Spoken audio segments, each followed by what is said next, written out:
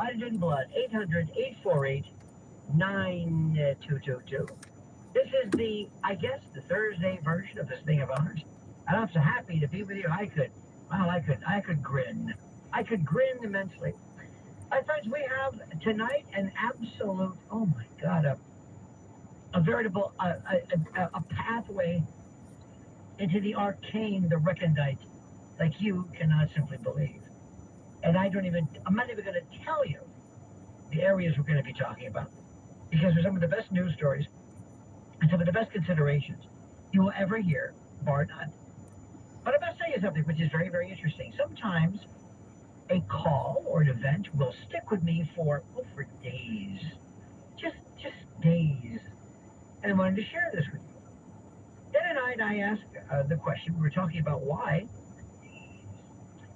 there are some, I don't know, countries, civilizations, demographics, people, ethnicities, cultures, whatever you want to call it, where there is virtually no crime, at least crime as we know it. What, perchance, is the reason for that? And people will talk about it. They'll think of education, and then someone called them, very, very interesting, and said, because of hunger. You see, when you have an empty belly, you want to rob people. So, okay, all righty. That's making a lot of sense. We'll stick with that. If that's your story, you can stick to it if you know. And I was thinking about this story, which has absolutely captivated most of us. That is, of course, these miscreants, these skells, these felons in many respects, who dared attack New York City's finest with snowballs. Now, I know it sounds rather diminutive. It sounds de minimis. It sounds almost negligible. Oh, come on. Snowballs, please. Right? That's the way people think. And of course, whenever they were arrested, they were charged with the most de minimis, the most negligible, the most nothing of charges to send the message out that it's open season on the police.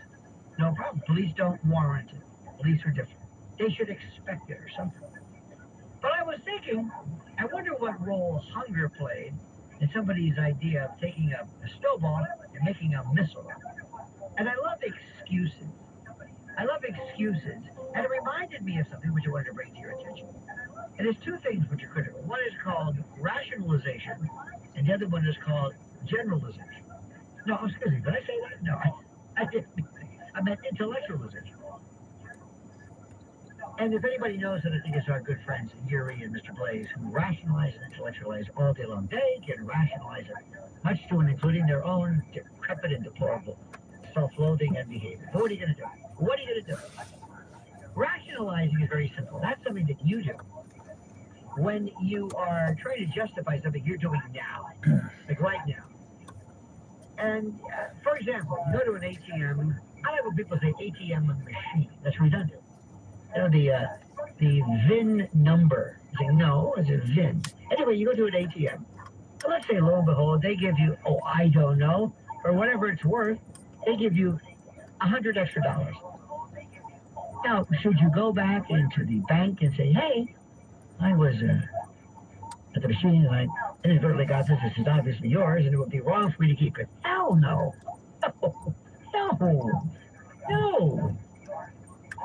No.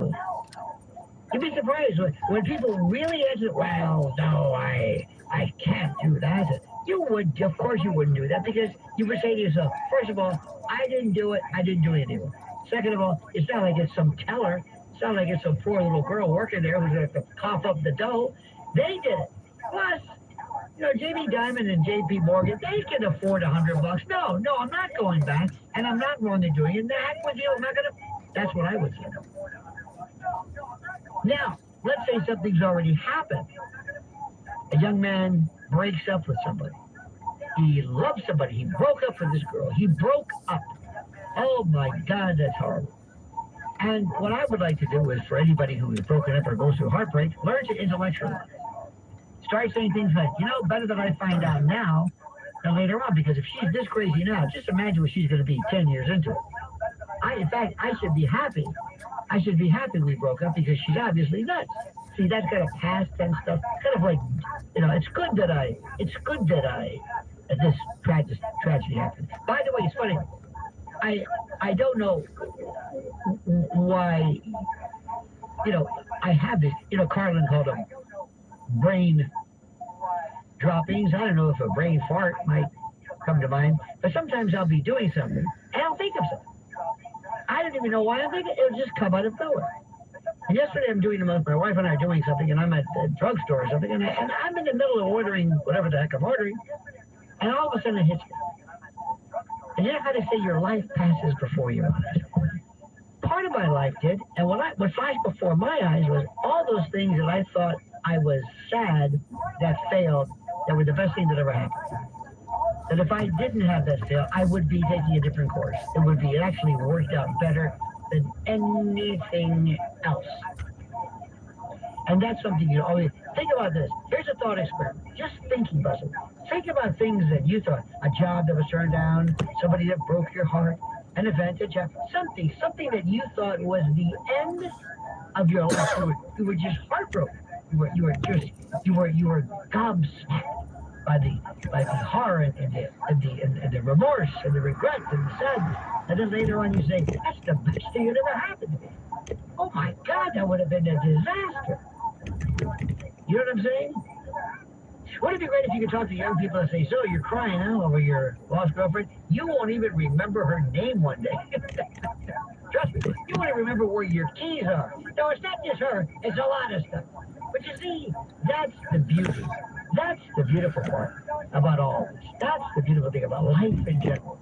To ask yourself, what are we doing? What's going on? You know, Christine in Manhattan, she's the first caller. And anybody who calls up first, especially wants to talk about this particular topic, I want to talk about. Christine, you're on the other side of Midnight with Lionel.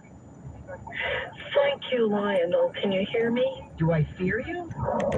Yeah, can you hear what I'm saying? Yes. That's all I'm asking.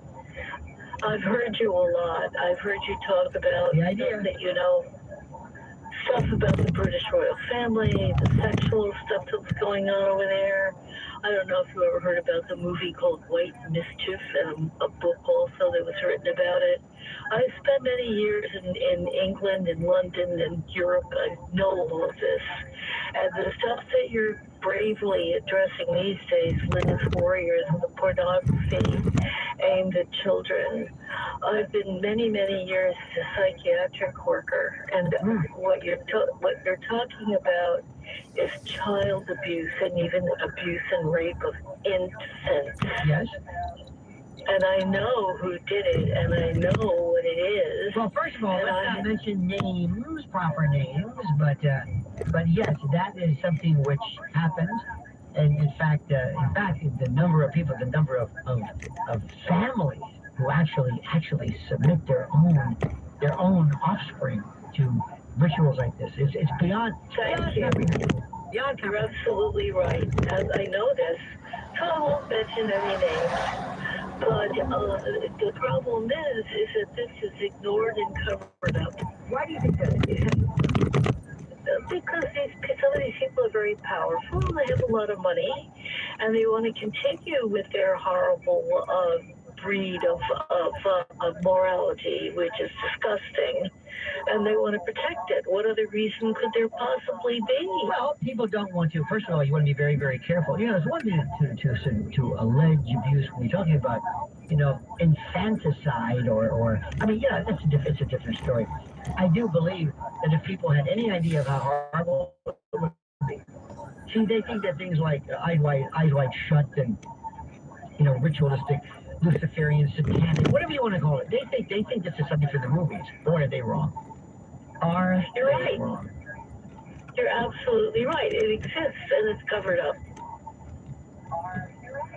That's the problem. What would you like to do based upon your expertise? What can we do to address this other than uncovering? Well, what I've done is in the past, I've reported it to people who were allegedly supposed to be looking into stuff like that. Like who, for example? Don't mention their names, but I mean, police? I won't mention their names. They won't. They did nothing. You mean agencies? You mean police, law enforcement, that sort of thing? People like lawyers, I don't know who the hell they were, but they were looking into this, and they took the information from me, and nothing was done. You should call the police, not call lawyers. Call the police. I don't know if they were lawyers, but they were people that were looking at sexual abuse of infants and children. Well, you have to ask yourself the question, to whom am I addressing this? What do they want? You have to know who they are to make sure you obviously don't want to be talking. But we should be talking about to the police. This is what the police... Well, I waited. The police are crooked, too. Okay, thank you so much. All right. Okay. All righty. Okay. All right. There we go. This is one of those ones where you... And I appreciate what you're saying, but... I one time talked to... There is a... This isn't funny. But sometimes you've got to be very, very, very careful. And I do not know something. When I say be very careful, I don't believe in mentioning names per se, because let me give an example. One time I was talking to somebody who I thought was seemingly, I thought normal. And when somebody tells me that something bad happened, my first instinct is not to think they're crazy or daft. It's to say that, well, let me see if I can get to the bottom of this. Well, this woman brought up names that would, I mean, it was just incongruous, and I said, are you sure? And after a while, in this case, I'm starting to realize that if this woman maybe had been suffering from other things as well, and maybe her ability to differentiate between reality, it just is not good. Sometimes also by virtue of the fact that somebody who's been through all of this is so affected, their reality is so affected that sometimes they have a difficult time in trying to wake or to make their way through it. So anyway, not to belabor the point, I appreciate that. But please do me a favor. If you have, remember this. Remember the 12th of November or whatever. Remember that when you do talk to the police, you always have some type of attendant paper or some type of notation device, and remember when you called and to whom you spoke. Badge numbers, divisions, because the first thing somebody says is, who did you talk to? Well, I don't know. And people have got to be better at taking notes, keeping records of things. Let me also say something to you. This is something which has nothing to do with the real world other than the fact that this is so critical. Have you, and you gentlemen in particular, noticed how many people you talk to say, hey, did you get my email? I don't read.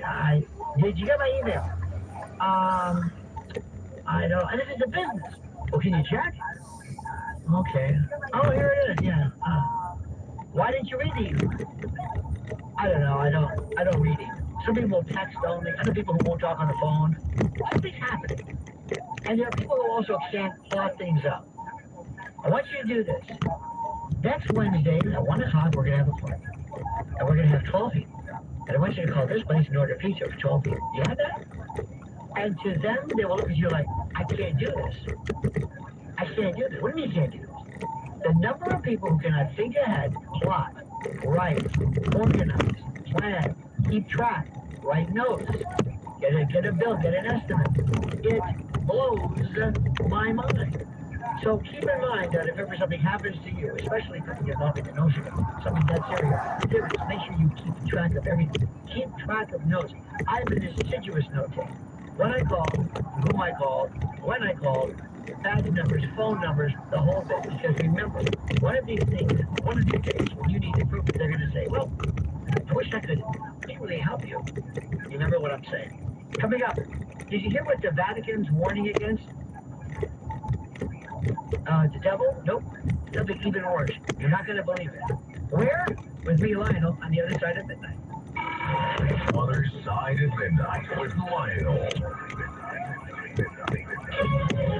This is the Worldwide News Network Extra. Do you take hot showers? A dermatologist is offering some advice on how to take to your skin during and after a hot shower. Dr. Shelby Kertzapal with the Cleveland Clinic says showers should be kept lukewarm or around 100 degrees because anything hotter can dry and irritate the skin. That hot water feels really good, but it's actually pulling all that moisture out of our skin. So in the winter time, when it's cold and dry and low humidity, when our skin needs the hydration the most, that's when people tend to want to take hot showers. So if you're trying to say limit the time you're in it, we typically say, pat dry, don't scrub, because like the rubbing from or the friction from a towel can again remove more moisturizer. So pat dry, and then within 3 minutes, we want to apply a moisturizer and really trap that water into our skin. And the doctor also recommends avoiding soaps with fragrances. I'm James Flippin, and this is the Worldwide News Network.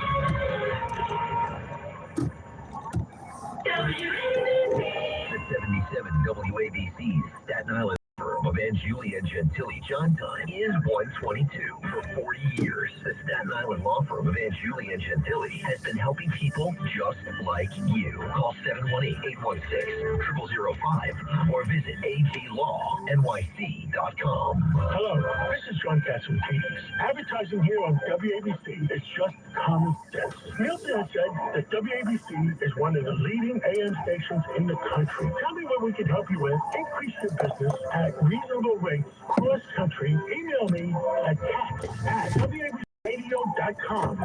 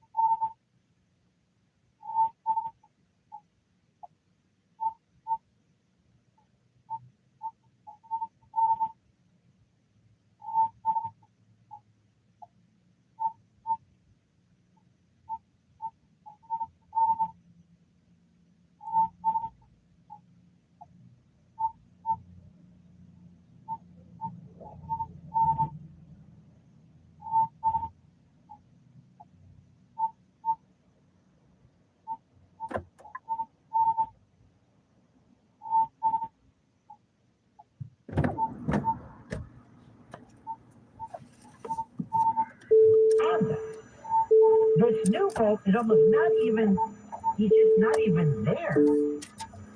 Maybe I'm not paying attention. Maybe I should be far more assiduous in my trying to pay attention.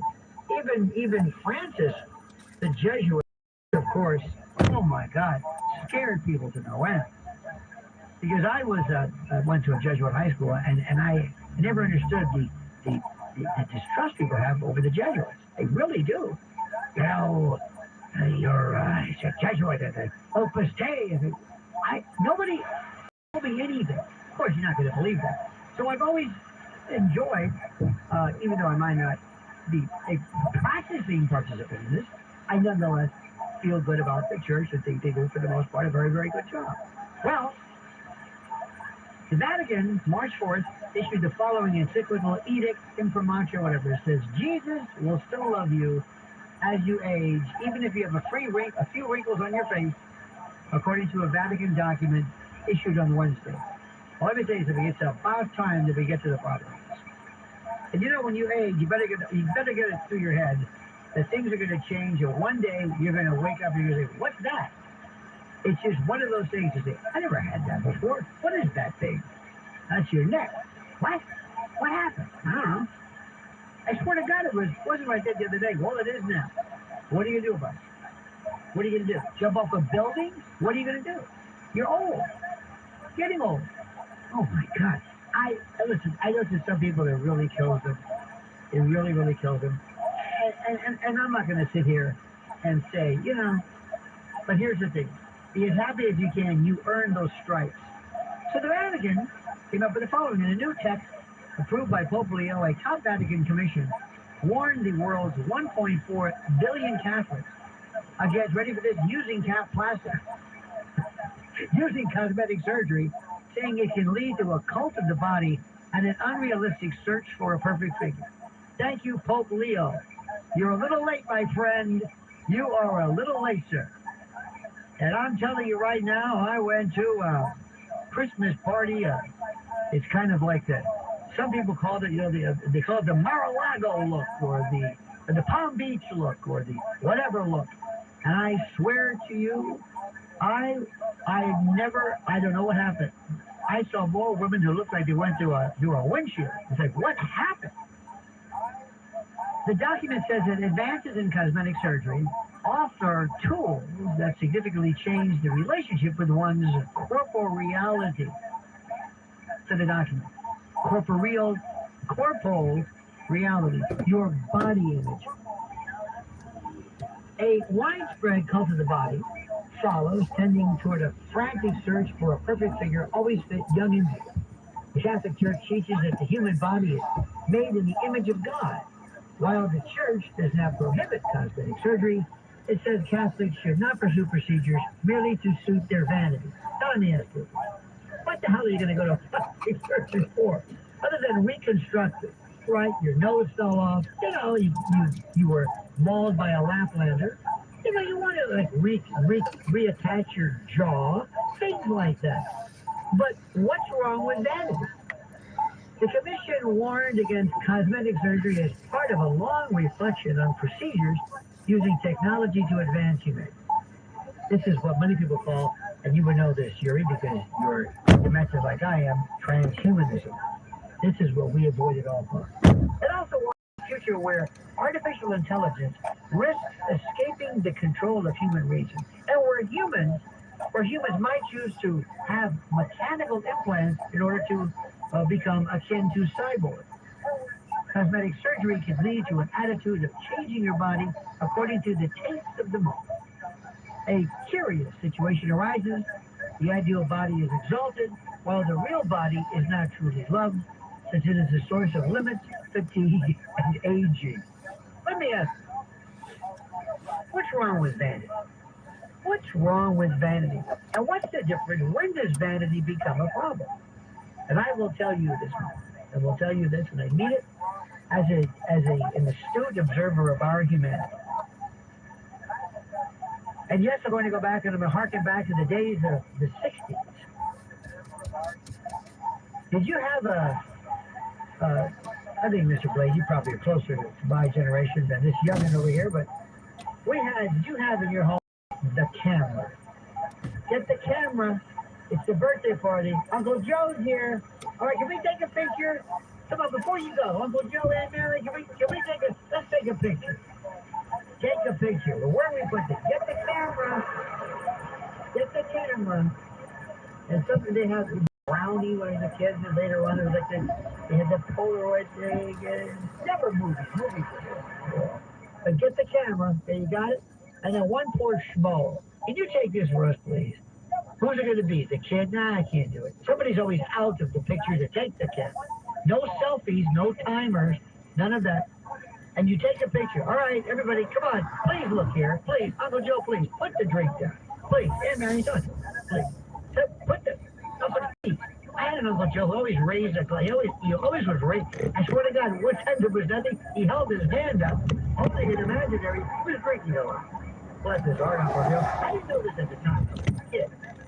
But he was an inebriate sot. He was crapulous. He was a dipsomaniac. Now, what did you do? you had this Polaroid thing, and you looked at the back, and there was a little window, and it said, "Oh, you got a 36 roll? Oh, for God's sake! We're never gonna get this. We're at 36. Why'd you get 36? I don't know. Oh my God! So you might finish it 5 years later. Maybe Uncle Joe's no longer with us."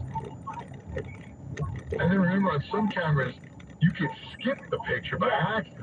Right. Like you did I take it yet? And then you hit.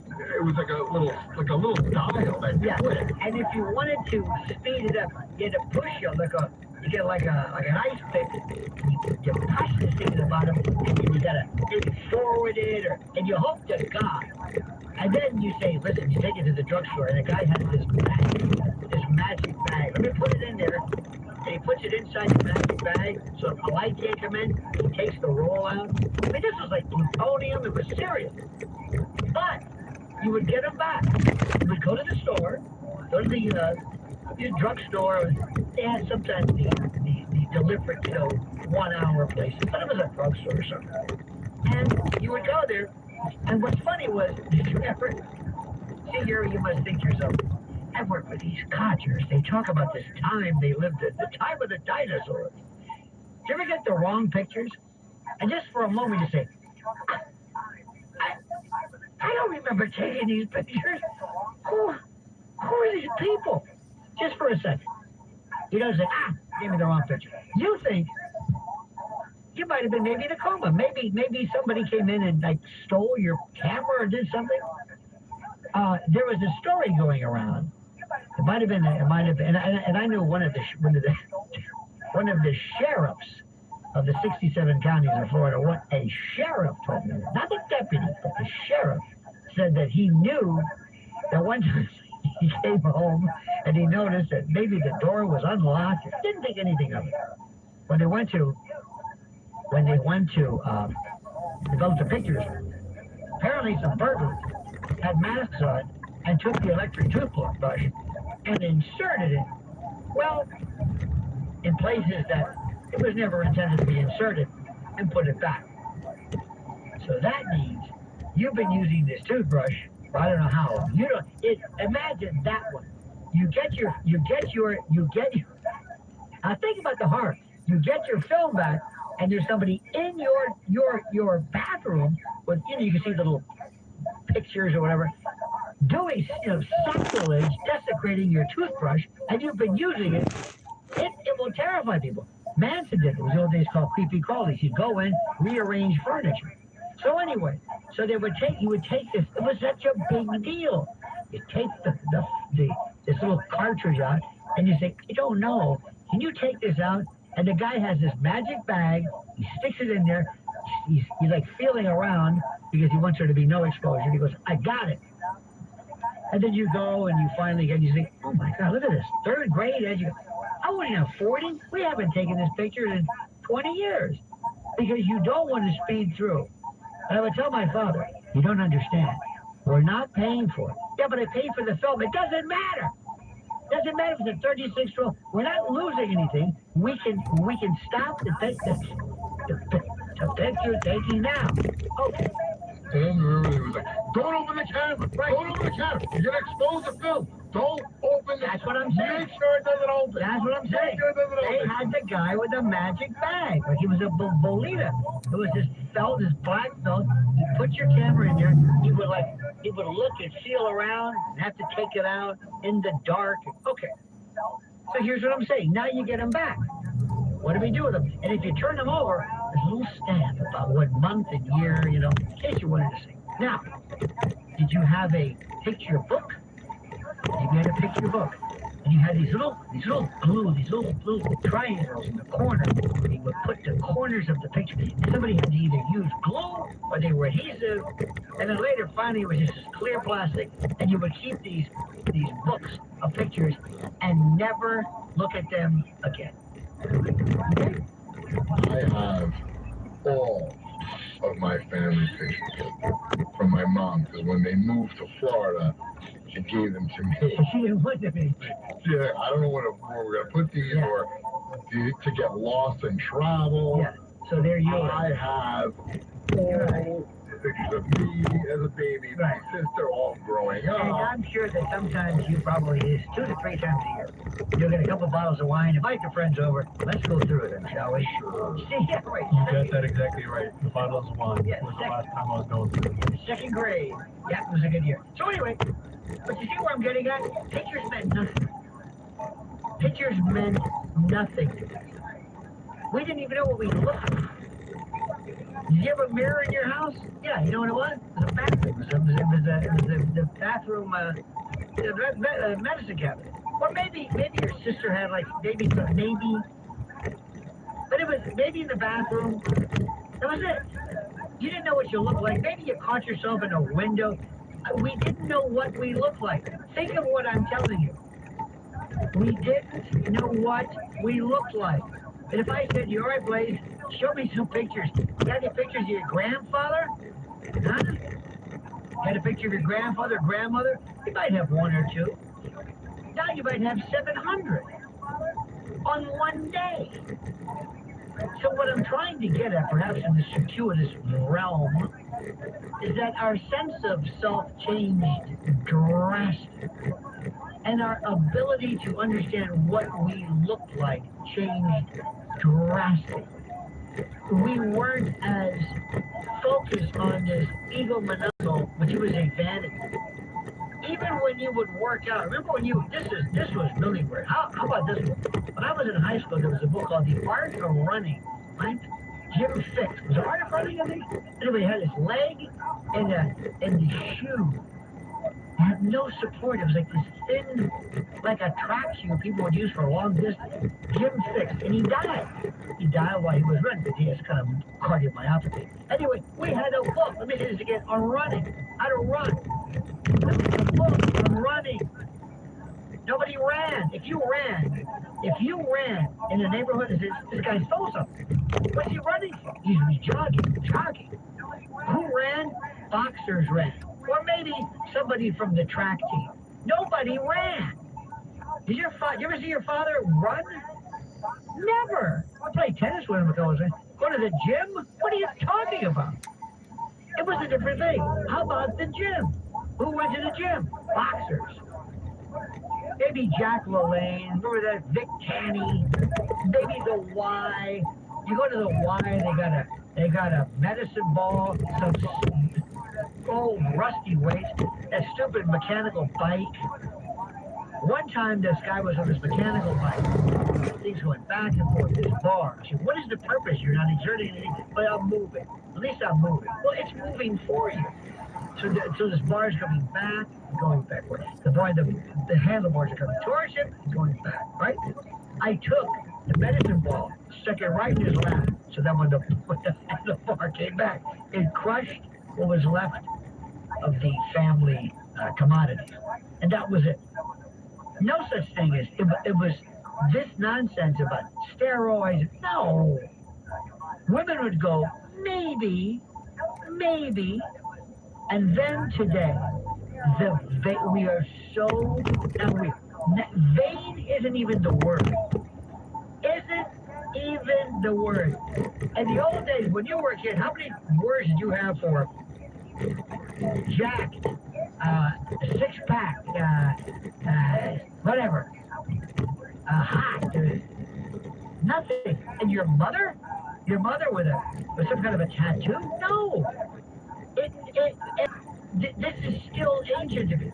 I was brought up with the idea that you look like this, so what? Nobody cares. We don't look at ourselves. Who's looking at you? You're not looking at yourself. But today, wow, oh my God. I've got on my phone alone, in the past years, pictures of, I don't know what. Just sort of, can you imagine the number of actual, you would have never taken a picture. Don't take a picture of that. What is it? It's a picture of your hand. Excuse me. Are you taking a picture of your feet? How about people who take pictures, they put their feet up, living the good life. So proud, so glad, living the good life, so blessed. Yeah, man, take a picture. What are you doing? You take a picture of your foot. Well, I'm not paying for that. I'm not paying for that picture. Don't you ever say, you took a picture. Did you take a picture of your feet? How's the matter with you? Stop it. What are you doing? Stop it. What are you doing? Taking a picture of your lunch? Have you lost your mind? It's tiramisu. So what? What's the matter with you? Today you're taking pictures of your food. You go out. You post them on whatever. Instagram. No. Yeah, but the very Yelp, you know, we're nuts. So the Pope is kind of right. We're crazy. Did you know anybody who was ever in a beauty pageant? Ever? I remember one time when, right around high school, Stay Hungry and Fire came out, and it was kind of interesting. But women, they had have you seen Mrs. America? These are women who they're like, you know, it's sad. I mean, it's really sad. So I'm with the Pope. I think we've collectively lost our minds. I mean it. I'm not saying this. I'm not saying this just to be piquant, but I think there's something that is happening to our collective self, and it's because of this. By the way, it's not the phone. It's the camera. We've had cell phones for a long time. It's the camera. It's the camera. And where do people live? In the camera. They live there. And there are people who always want to say, I win my girls. I have a friend of mine. This is well, not really a friend. We have a woman that everybody, I think it's safe to say, everybody hates her. Hates her. She's despicable. But she takes pictures and she goes, I win my girls. I'm loving me some BFF. And then she'll take the pictures and she'll put the music and this and that. And Gilbert O'Sullivan, I don't know. And I'm thinking, I was there at this event. I don't remember any of this happening. Happiness, look at me. We are losing our mind. Would you have ever predicted that we would be so addicted to taking pictures? No. Especially the way you just described, very accurately the way we were, when you had to have a camera, and you had to get out the camera, and you had film, and then you didn't use the film, and you got to use the roll to get to the new roll, because you want to put a new roll in of the new vacation. And I remember the first time I was working with a guy, and he had a phone, the first flip phone that had a camera in it. And actually, I was working not too far from where we are right now.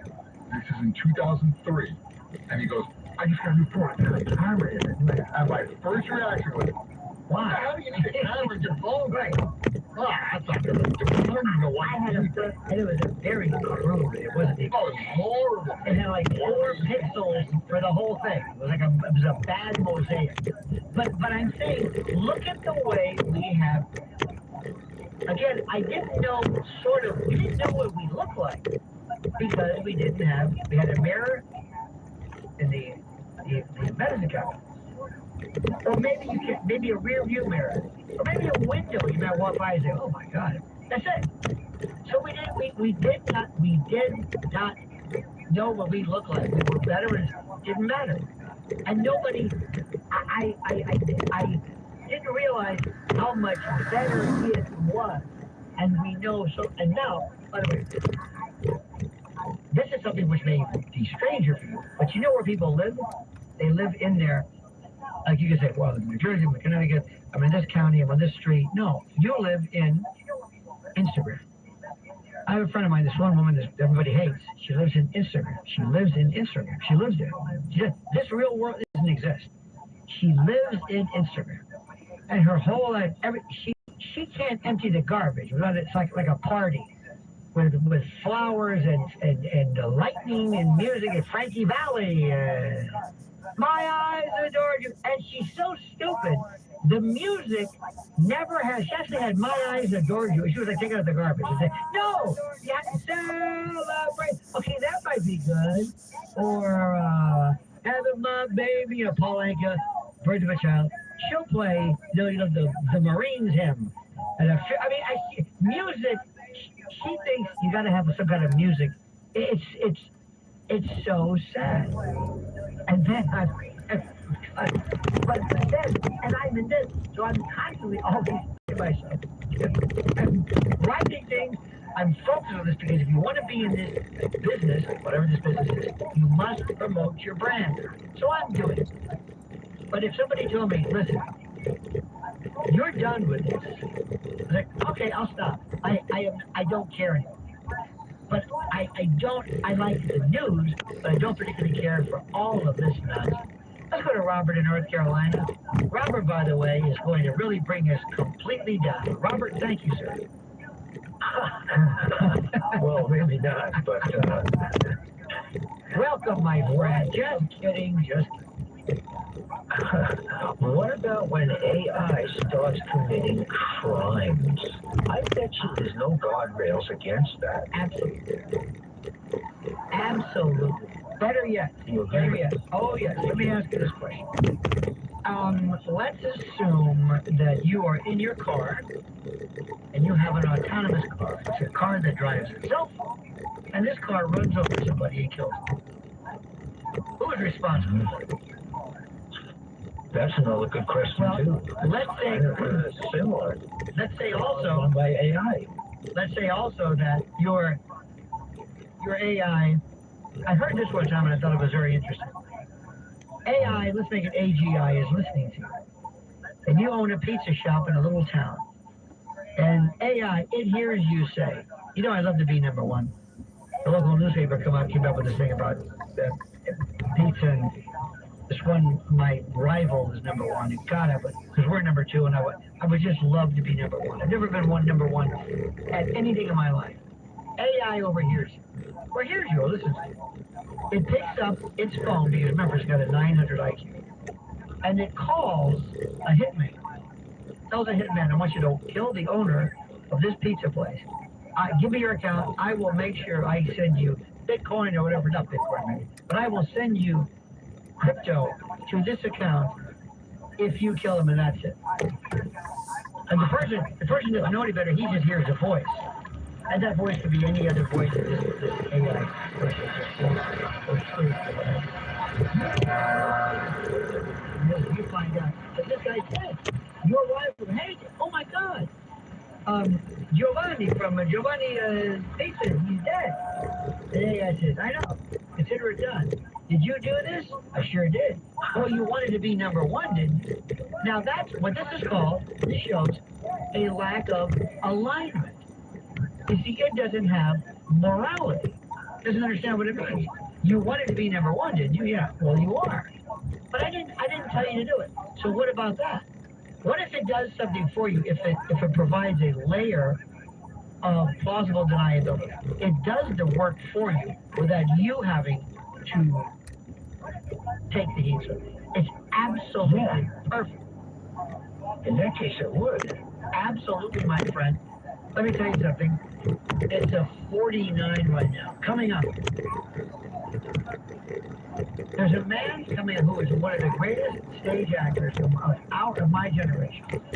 His tribute to Elena Verdugo, we hardly knew yet. An absolute tour de force, hailed by critics. He's coming up. His name is John in Hell's Kitchen. But first, we're going to take a mandatory interruption break in order to allow you to relieve yourself and then come back and brace yourself for this man's call, who is a paragon of limpidity and pellucidity. On the other side of midnight with, oh, I know. The other side of midnight with Lionel. You know, I thought my dogs, Mimi and Pee-wee 2.0, were just getting old, losing that spark. But a few weeks ago, after adding rough greens to their food, I saw a marked difference. They got their energy back. Their dogs looked amazing. And they're playing like puppies again. Rough greens totally changed the game. Rough greens isn't some food gimmick. It's a live nutritional supplement you just sprinkle right on their food. No need to switch kibble or wet food. Just add it in. Packed with probiotics, vitamins, omega oils, stuff that helps their joints, their digestion, and even their immune support. Why does it work? Because dog food is dead food. It's been cooked and processed until all the good stuff is gone. Rough Greens brings back the nutrition our pets really need. I don't just recommend Rough Greens. I depend on it to keep my dogs both happy and healthy. Right now, Rough Greens is offering a free Jumpstart trial bag. You just cover the cost of shipping. Go to roughgreens.com and use promo code STONE. That's roughgreens.com, promo code STONE. I'm John Morgan of Morgan & Morgan. My best advice to you when hiring a lawyer for your injury case is simple. If you know court personnel, ask them who they'd hire. They know. If you know an insurance adjuster, ask them. They know. And then ask them about us. Ask them about Morgan & Morgan. They know. I look forward to talking to you soon. There's only one Morgan & Morgan, America's largest injury law firm for the people. Injured? Dial pound law. Represals in Nigeria, Morgan & Morgan, PLLC, 199 Washington, New York, 212-738-6299. The views and opinions expressed by the individual hosts and their guests do not necessarily reflect the policies or positions of WABC Radio, its management, or its sponsors. Because it's a Saturday night rock and roll party. With me, I'm your cousin Percy. That's this Saturday, go on the air at 6 o'clock. Right here on Music Radio 77 WABC. You can also hear Cousin Percy on WABCRadio.com.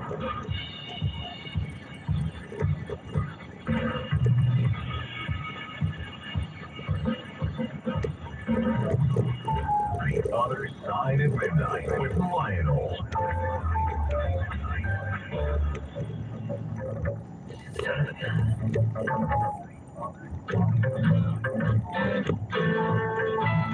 I will never forget this album. Remember Carly Simon in the front cover of that album? Remember that?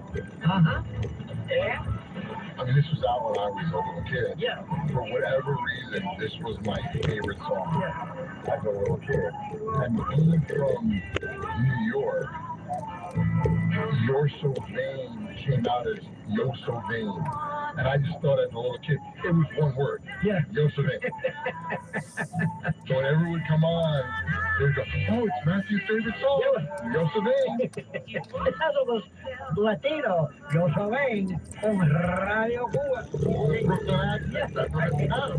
Yo So Vain. There's, remember the front cover of this album? So it's with a floppy hat. Yes, but she was braless. And apparently, maybe the temperature might have been whatever, the rigidity popped in there, and people were going bananas over it. And 1970 maybe, I don't know. Who knows? But I remember this album. Loved Carly Simon. Carly Simon, remember her teeth? If she ever like attacked you, if she ever like bit you or give you a hickey, you'd be in intensive care. She could open up like beer bottles.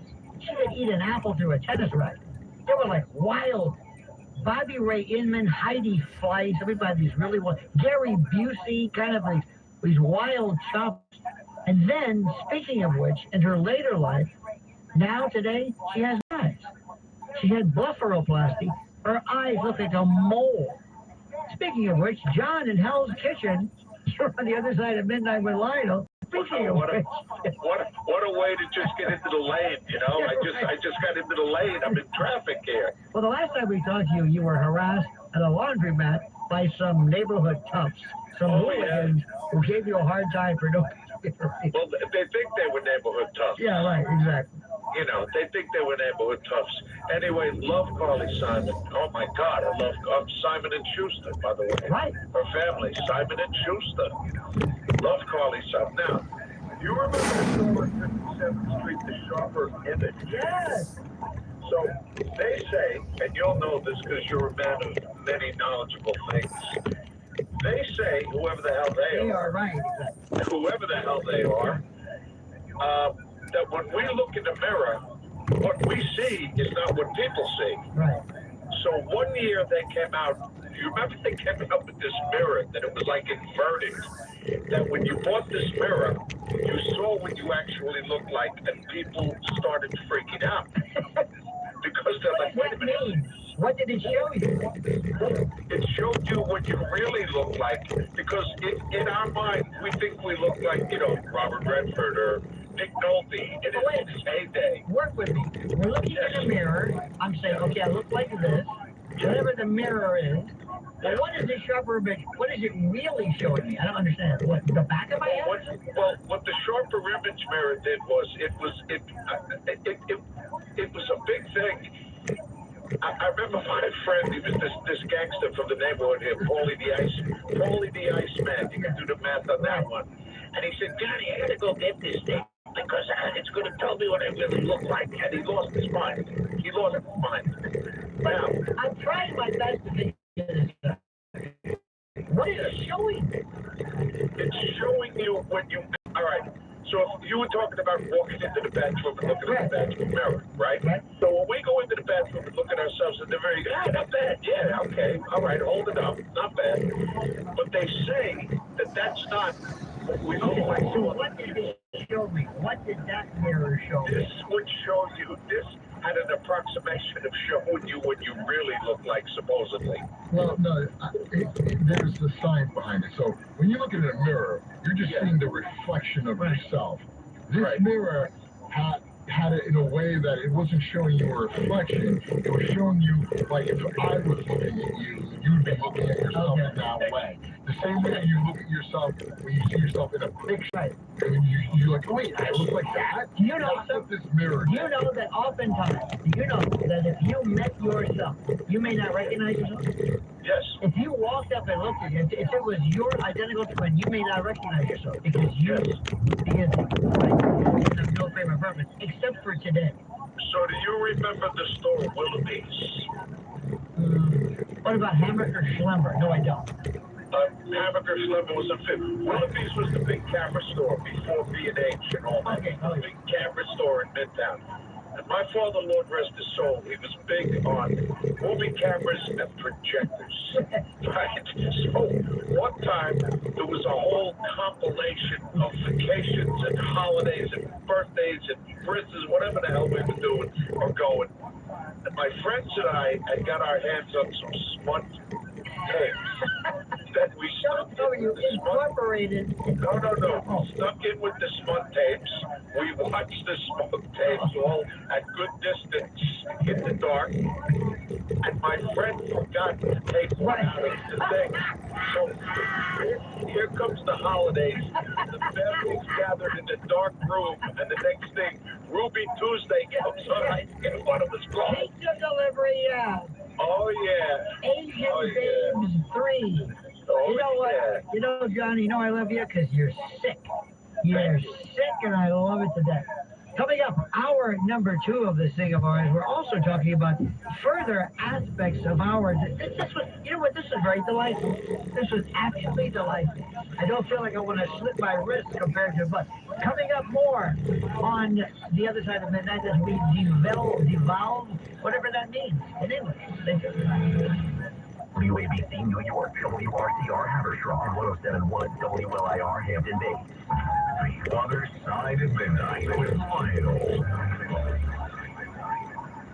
This is the other side of midnight, and I'm Lionel. Let's see what's going on or happening at the WABC, the news desk, shall we?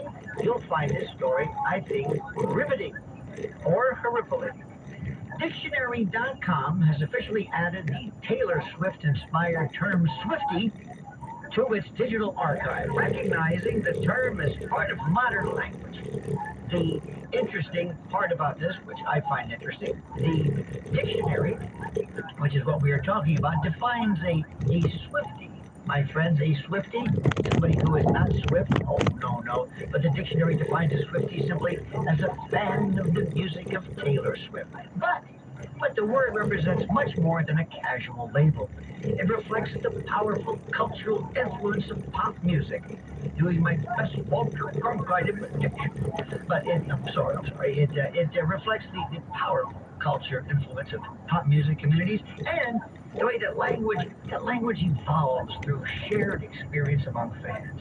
In linguistic terms, the word Swiftie is a neologism, which is a newly created word or expression that emerges as culture changes. Neologisms often develop organically within communities before gaining broader recognition. Now, in this case, Taylor Swift's global fan base has been using the term for years across social media, concerts, and online discussions long before formal dictionaries acknowledged it. The addition places Swiftie alongside other well-known fan identifiers that also begin as grassroots expressions. Beyonce followers proudly call themselves the Bae Pod. Get it? Beyonce? Bayhive, very punny, but it puts you in the penitentiary. Ariana Grande's fans often use the term Arianators for those who Arianate. Sorry, and that sounds filthy, but pertinent nonetheless. And devoted followers of Star Trek, notice I didn't say Star Trek, the Star Trek have long been known as Trekkies. Now each label reflects the identity and loyalty of a particular cultural community. Dictionary.com says that Swiftie earned its place because the term is widely used, easily understood, and unlikely to disappear anytime soon, unless I have anything to say. Its inclusion, as you know, shows how dictionaries do not merely preserve language, they track, not track, but they track living culture, document how new words emerge, and how permanent parts of everyday speech become quickly added to our lexicon. Now, for those of you who don't use, did I say use? Now's you can. How about that? Those of you who are listening to the other side of midnight, know our particular word, our neologism, as part of our dictionary, sobriquet and argot. That, of course, is glossy-nosty vilification. That's right. How do you spell it? Just like it sounds. This is a part of how beautiful, how wonderful the notion of a language is. How many of our words today are parts of acronyms and initialisms and mnemonics and other tools that we use? It's a part of a vegan imagination. That's right, you heard me, a vegan, another word for fertile. For those of you who, I did it again. What am I, jazz commentary? For those of you who find like this interesting, you might in fact be a sesquippedalian or something who's a logophile, or someone who finds the whole subject matter of the fecundity of language interesting, as do I. And this is the most important thing to understand, because we have a beautiful language, a living language, a language that evolves.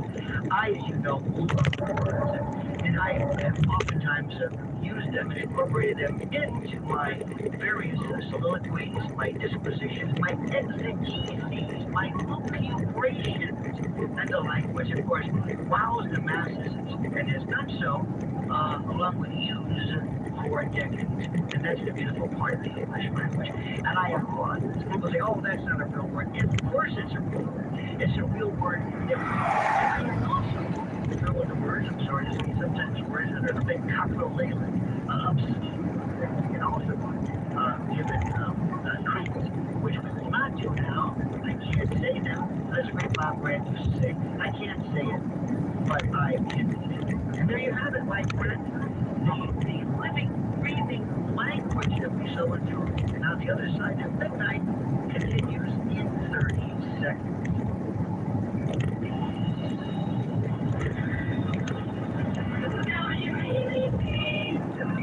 WABC, Staten Island law firm of Aunt Julia Gentili John Time is 205. Staten Island law firm of Aunt Julia Gentili, helping people just like you for 40 years. Look for comment. 1-816-0005 or visit aglawnyc.com. Gold prices are soaring, and silver is near an all-time high. Get cash in your hands, your gold is soaring by going to the Estates Gold Show. You're buying gold and silver, gold rings, chains, even broken jewelry. Don't wait, cash in while gold and silver will go high. The Estates Road Show is happening Monday through Friday, 9 a.m. to 4 p.m. on Staten Island at the Hilton Garden Inn, or Friday through Tuesday, 10 a.m. to 5 p.m. at GMT Cash Gold in Old Bridge. Follow Estates Gold Show on Facebook or visit gmtcashgold.com.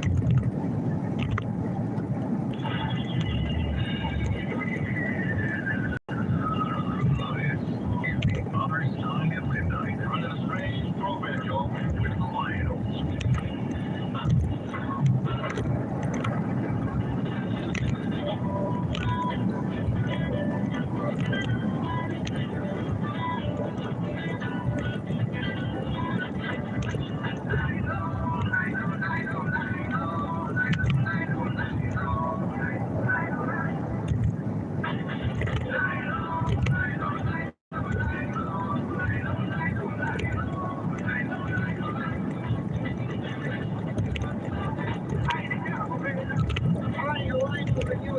how we're going to do these things.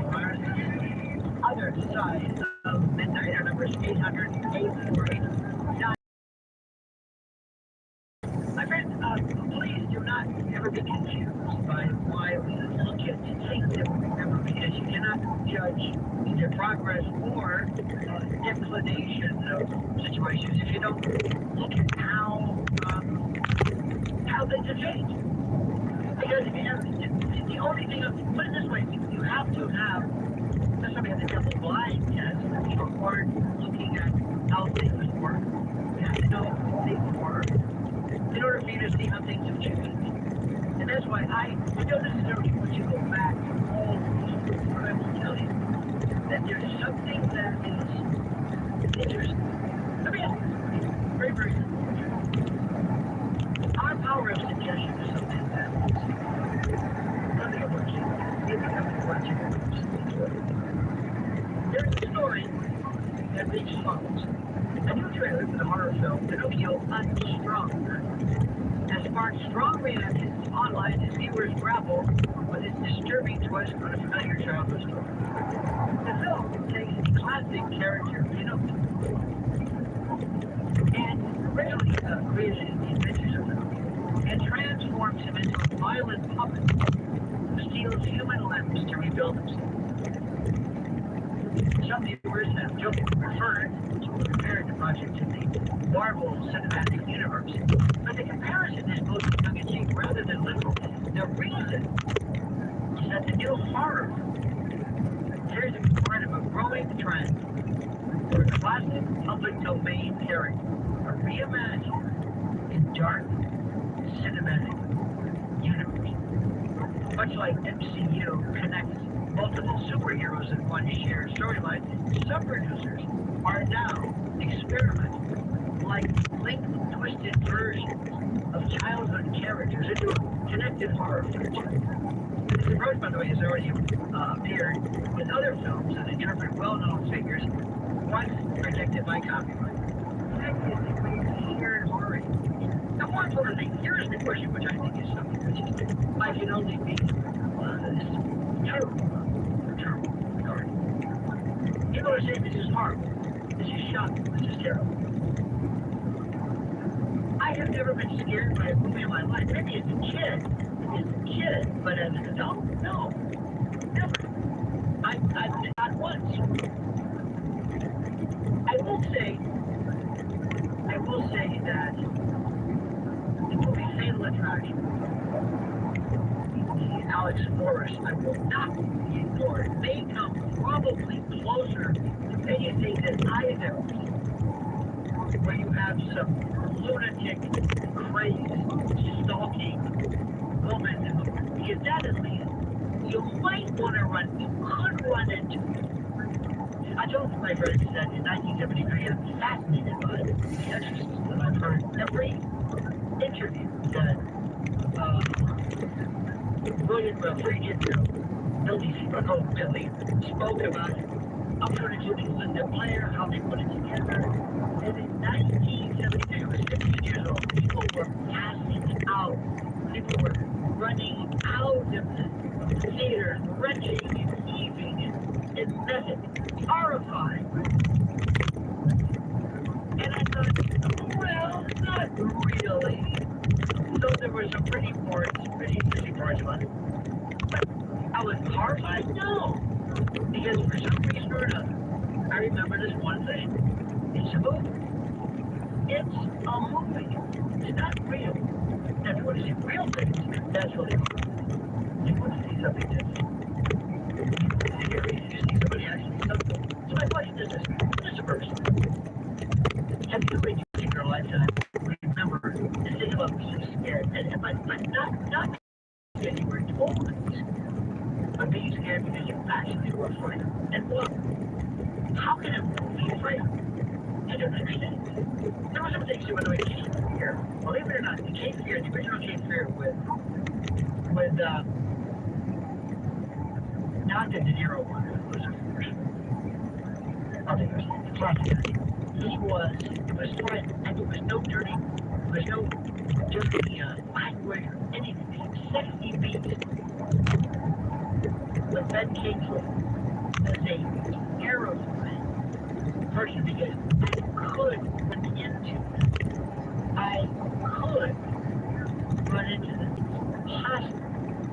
So that's also, what is the rule right now? People suggesting a priori, and you were supposed to find them fast.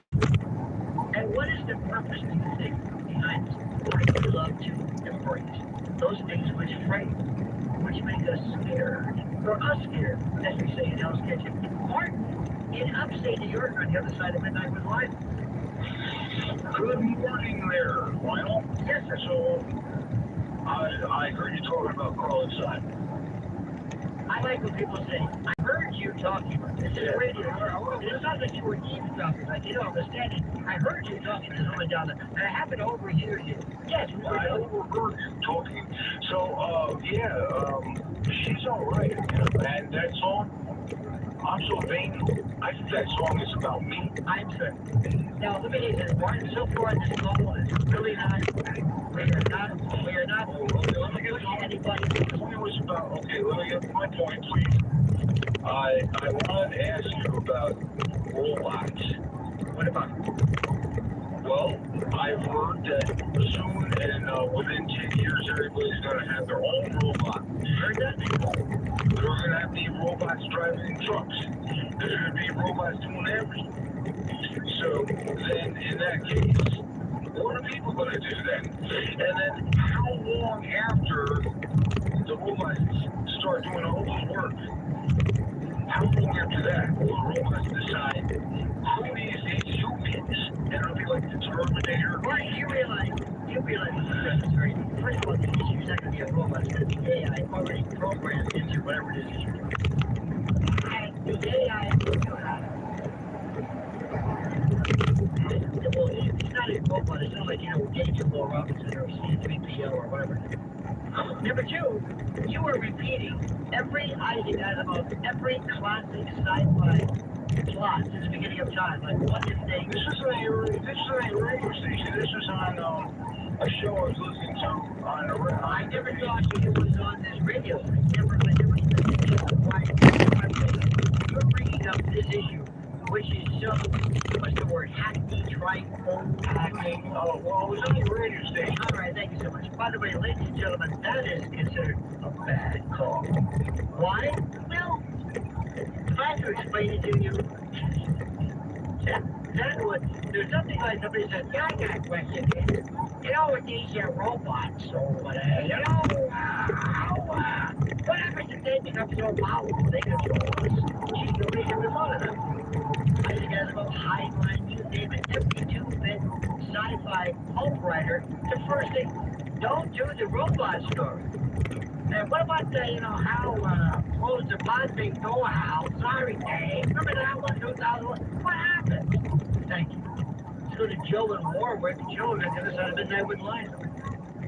Lionel, how are you? You know, you were talking before about, you know, millennials using their phones and whatnot. We had a bunch of mirrors that we tried to give to Goodwill. And you would think this generation that, you know, is constantly taking pictures of itself would love mirrors. But they told us at the Goodwill, don't give us mirrors. This generation won't take them. Why do you think that is? Why wouldn't they want, but...